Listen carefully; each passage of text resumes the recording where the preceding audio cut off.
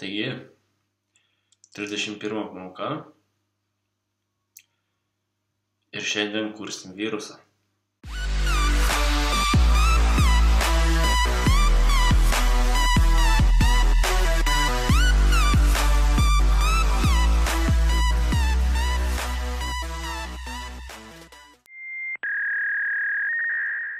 Pamoka prasideda šiek tiek neįprastai, kaip esate įpratę nuo pradėjimo kurti kintamojo.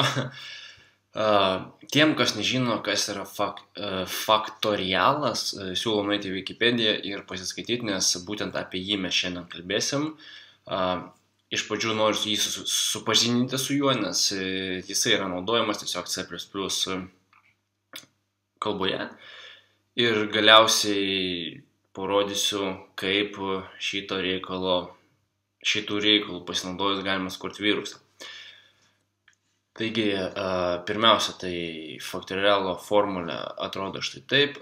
Na ir jeigu, ta prasme, nesuprasit, ką aš čia rodau, siūlau pasidomėti faktorialo, nors galbūt jūs jį jau ir mokate, nes matematikos pamokose tikrai turėjau mokinti.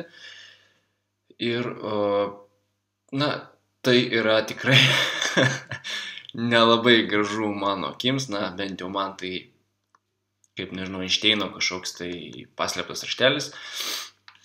Galų gale sakau, pasiskaitykite, jeigu jums įdomu, kas tas faktorialas ir paprasčiausiai žinosite, arba bent jau manau, kad suprasite, ką aš norėjau parodyti toje pamokoje.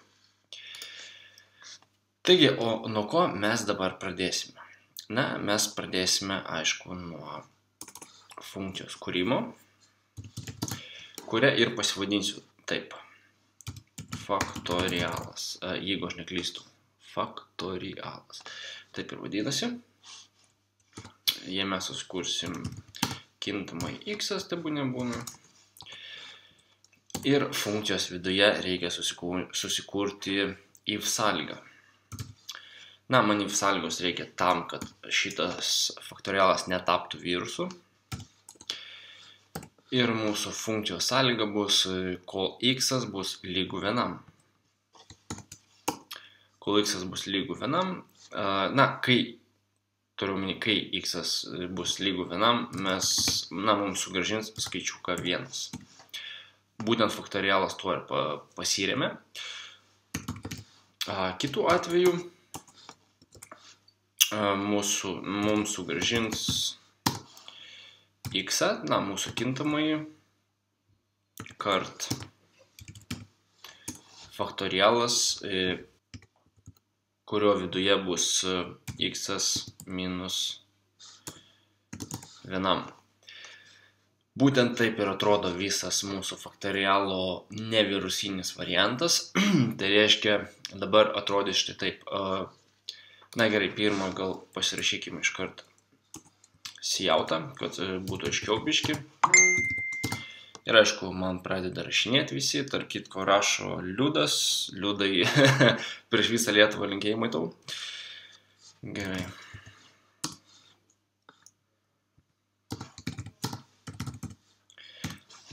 Taigi, būtent čia mes įsirašysime to faktorialo kintamojo x reikšmę. Na ir kokią mes reikšmę įsirašyti galime. Jeigu grįšime į mūsų Wikipediją, pamatysite, kad faktorialas turi, na, kiek yra faktorialo nuo 1 iki 10 ir, sakykime, jeigu aš įrašysiu 6, man reikšmė turėtų būti 720. Na ir jeigu mes įsirašom 6 ir pasileidžiam mūsų programėlę, aš matau, kad aš esu padaręs klaidą, parašęs retur. Gerai, ir vėl. Klaida. Gerai, returnas. Na ir pabandom pasileisti dar kartelį. Kaip matote, 720. Atrodo labai paprastai ir lengvai viskas apskaičiuota. O iš tikro mums nematant šitą funkciją atliko labai ilgą darbą. Tai reiškia, mes įvedėme 6, na ir mūsų funkcija tikrina, ar mūsų kintamasis x yra lygu 6. Ne, tada eina prielsa. Reiškia, mūsų 6 dauginasi iš x minus 1, tai yra 6 minus 1, tai yra iš 5, tai reiškia 6 dauginasi iš 5. Pasižiūri atsakymas. Atsakymas vėl netinka. Vėl eina prielsa, vėl mūsų kadangi 6 minus 1 buvo 5, tai vėlgi 5 kart 4, nes, na, iš 5 minus 1 yra 4. Vėl tikrina, ar mūsų 4 yra lygų 1, ne, vėlgi 4 kart 3, nes iš 4 minus 1 yra 3, na, ir taip eina, kol būna 2 kart 1. Ir vėlgi tikrina, kadangi mūsų x tampa vienetu, tai yra iš 2 minus 1, tai yra 1, mūsų sąlyga patikrina, ar mūsų 1 yra lygų 1, o taip mūsų 1 yra lygų 1 ir tada grąžina vienetą. Taip, žinau, kaip tai skamba, tai tokia bezabrazija, ne veltui faktorialas prasideda 3 raidėm fuck. Todėl aš labai pritariu šitam pavadinimui, nes čia yra tikras fuck šitas reikalas. Ir aš spėju, kad jis yra vienas nemėgiamiausių visų pasaulio studentų reikalų. Kadangi aš parodžiau, kaip surasti mūsų faktorialo reikšmę, tai yra 6, galima pakeisti kitą, sakykime, jeigu pakeisim į, na, kokį nors trejetą, ne, turėtų išmesti 6. Jeigu pakeisim į trejetą, mūsų formulė turėtų apskaičiuoti ir mums išmesti skaičiuką 6, kaip matote. O dabar, kaip atrodys būtent tas virusas. Jeigu jūs pastebėjote, tai šita funkcija savyje pati išsikviečia. Ta prasme, funkcija, kuri pati save pasileidžia. Tai reiškia, mūsų funkcija faktorialas galiausiai pasileidžia save dar kartą. Ir jeigu aš ją supaprastinsiu, sakykime, iki tokio dalykėlio kaip, na, sakykime, jautas tegu nebūna. Ir čia tegu užsirašo tai va.